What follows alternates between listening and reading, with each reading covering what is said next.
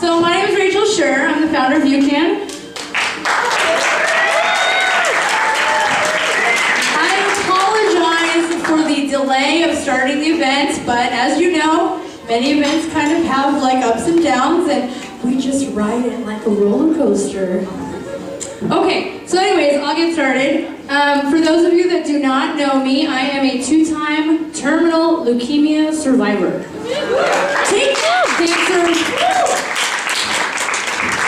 Cancer did not know who it was dealing with when it dealt with me. And when I was diagnosed back in 2006, my mom was told I had a 10% chance of surviving and 85% cancer cells in my body. I had APL, acute promyelocytic leukemia, which is one of the worst forms of leukemia. And you can ask my mom, who's over here. Mom, wave to everybody. Hello, everybody. I went through some really hard times, but I had a really great attitude through that whole entire experience. And I'm just going to share this little experience with you because I think talking about cancer is like sad and scary, and we need to talk about something kind of positive with that. So they were transferring me from Ventura County Medical Center to the City of Hope, and they were telling my mom they did not think I was going to make it to the other hospital. And the ambulance guys came in my room, they were picking me up, and they were like really, really serious. And I got into the back of the ambulance with them, and there's a bald guy sitting right next to me. And I'm like, oh my God, I love bald guys now. And you can ask Carlo up here, when I first met him, the first thing out of my mouth was, oh my God, I love your bald head. Totally true. And I remember being in the ambulance, and I was, you know, these guys who were like super serious. I had the guy next to me who's like this hunky guy, bald man, and then Tom Cruise is up in the front. And Tom Cruise is like, Rachel, do you mind if we play some music, some K-rock? And I was like, sure. You know, he probably figured because I was joking around with the other guy that it was okay for them to be like upbeat. And he's blasting K-rock and singing, and the guy in the back is talking to me, and the whole entire drive to City of Hope, my mom's like, please God, let my daughter get there. Please let her be alive. She has no idea that I'm having a party in the back of this ambulance. And we roll up to City of Hope. Like I said that, we roll up in an ambulance. We get to City of Hope, and mom's like waiting, and the ambulance guys pull me out, and we're hysterical. We're just cracking up laughing. We couldn't stop laughing, and she's like, thank God, go figure, like Rachel would be laughing getting out of an ambulance. So that was the start of my cancer experience. And I've been through a lot of stuff. I've been through total body radiation. I've been through multiple rounds of chemotherapy. How many of you guys have had somebody in your lives that's been affected by cancer? Raise your hand. It's like a lot of people.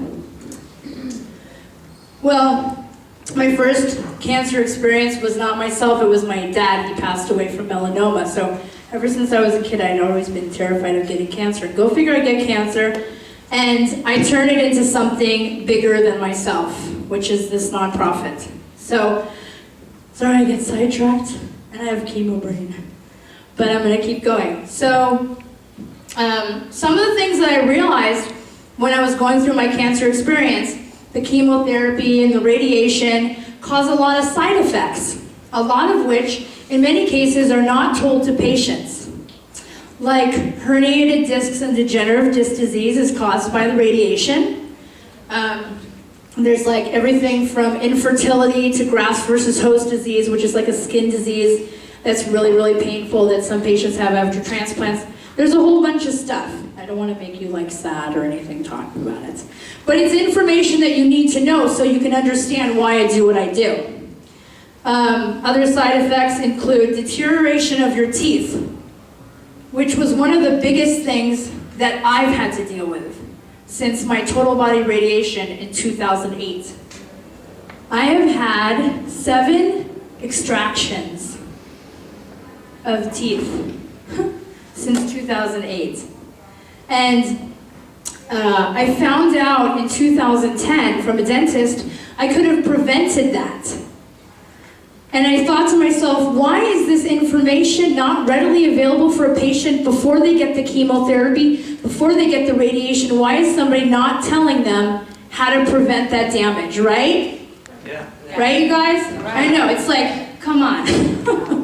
So I thought to myself, okay, you know, I need to do something that's going to help patients. And so my first thought was, I'm going to create a website of resources. And UCAAN is just going to be a resource website where you go to it, you find the resource you need, and that's it.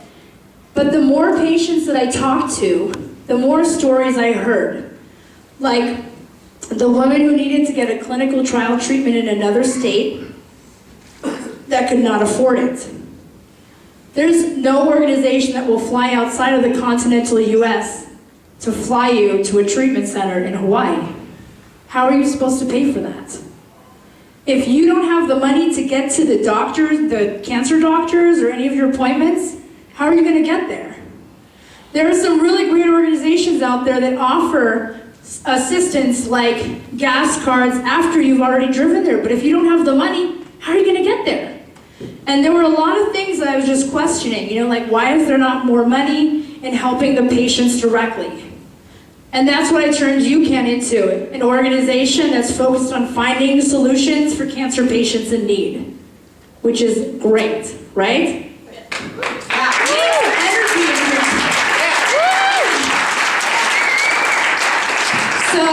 So this year was the first year that we announced our gas assistance program. We offer $25 gas cards to cancer patients to get them to treatment. We have 25 patients on there. Most of them are referred by City of Hope, which is the cancer center that I went to. And it's amazing, these cards that we get from these people that are like, thank you so much for offering me a gas card because I didn't have any other way to get there.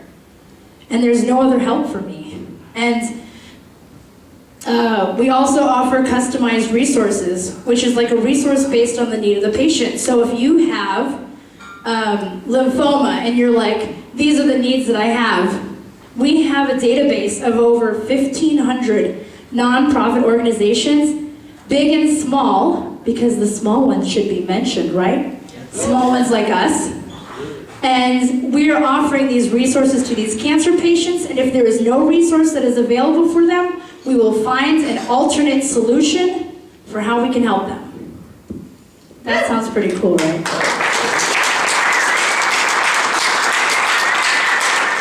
So let me just go back real quick and then we'll get this started. That story I was mentioning, there was a woman that lived in Arizona, and she's 31. And she has breast cancer, and she's married, she has a child. And she was told the only clinical trial available for her was in Honolulu, Hawaii, because her other treatment stopped working. And some people said to me, why doesn't she just move to Hawaii for like a couple months to get these treatments, and then she can come back home? Who's gonna pay for her caregiver? Who's going to pay for her transportation to get there? You know, like all these other questions that people aren't really thinking about. And so what we did was we taught, her name's Renee Allen, we taught Renee Allen how to create her own personal fundraising page, which is huge. And we made these cute little lion pendants out of clay. We sent 150 to her so that they could have a personal fundraiser and they could raise the money that they needed for her to get to treatments in Hawaii. Now, last time I talked to her, they canceled the treatment out there and they opened one up in Virginia. And so she's been getting out to Virginia. But she is so thankful for our help because they had called every organization and they kept hearing no. And the thing about UCAAN is if there's any way that we can find a solution for you, we're going to find a solution for you instead of being another organization to tell you, no, we can't help you. No. So, that's what we do.